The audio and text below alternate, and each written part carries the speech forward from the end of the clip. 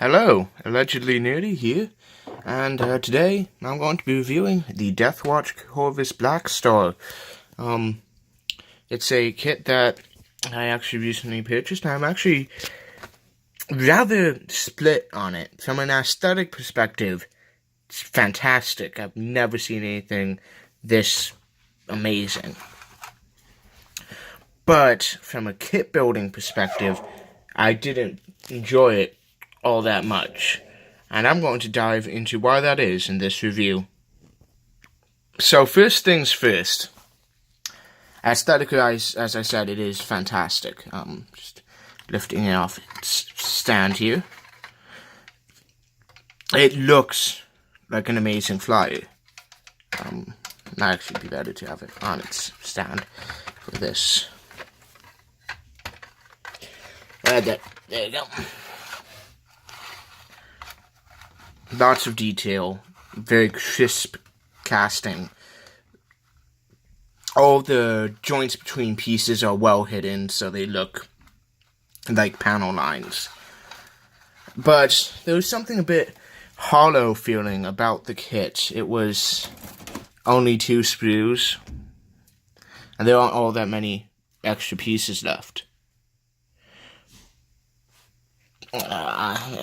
It's only, in the instruction manual, it's only 4 official steps. Subdivided, it's more like 20, but still, for a $65 kit, I feel like there wasn't enough steps. I mean, $65, for the size of the kit, it's worth it. But for the amount of building you get out of it, from a pure model building perspective, it's not that great. But it's a fantastic kit.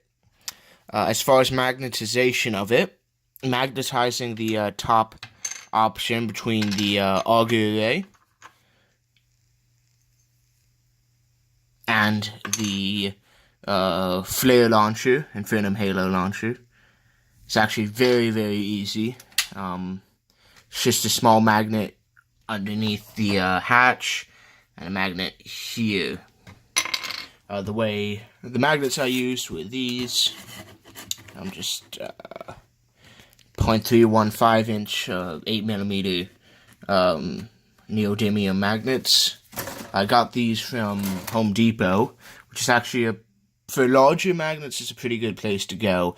Other hardware stores don't generally carry them. Home Depot does, but I mean, you can also get them off Amazon or eBay or whatever hobby store you like.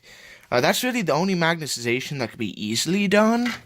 You could probably magnetize the missile launchers if you really wanted to, but that would require a bit more effort. These front weapons, I've seen them magnetized. That'd be very difficult. As far as the hurricane bolters, you could probably magnetize them. You could probably also tension fit them in. I haven't built them up because I don't plan on using them. I honestly think that they detract from the look of this upper section here, especially when the upper section has the Halo launcher on it. I feel like it gets too busy up here. The vents and the grooving and stuff, I think, adds a lot more. Now it comes to the tricky part. Is this kit worth it? It depends on why you buy and build Warhammer. I mean, doesn't always. If you enjoy the look of the kit and painting the kit when it's finished, or if you think it would make a good addition to your army for playing, it's definitely worth it. It's probably, for a larger kit, I mean, it's 65. Most kits approaching this size would be more around 75. If you're getting cheaper than 65, you'll generally be in the $50 range, which tends to be a lot less size, and a lot of them are older and have less intricate details, and this will be, I imagine, a joy to paint. I'll have a video on the painted model when I'm finished with it. From a building perspective, I'm not really sure if it's worth it. For $50, you can pick up your Lehman Rush, you can pick up, I believe, a hammerhead for around that price range, and that's a lot more fun to build. You get a lot more customization options. I mean, for the same price, you can pick up a Lehman Russ and the Imperial Vehicle Accessory Sprue, which means you can make some really fantastic looking vehicles that look amazing. And I feel like you're kind of limited on options with this. It's not like you can stick stowage on the outside. The landing gear doesn't go up or down.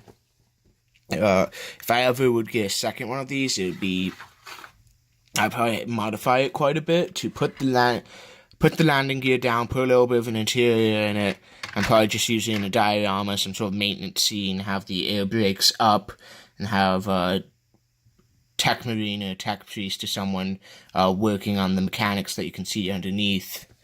But really, build-wise, it's not worth $65. You can have a lot more fun building a model, even in 40K for a lot less.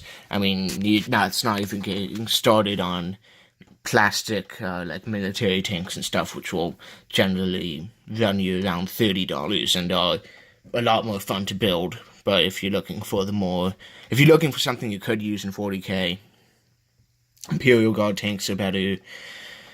Even the Predator, I'd argue, is a more fun kit to build. That's just my 2 cents. But again, this is, for the price range, it's one of the most beautiful kits you can get. And as far as just value for the amount of plastic you get, it's a good value. Well, I just, final thoughts. I mean, I would recommend buying it. I think it's a little bit overpriced for the build, but as far as the model itself, I think it's right on the price point. I wish there would have been a bit more options, and it would have taken a few more steps to put together, but it creates a good result. I apologize for the shakiness of the camera. That's just because I'm into my not portable, but I'm in a different workshop location for a while, and I don't have a space that I could set up a tripod, really. I've been Allegedly Nerdy, and thank you for watching.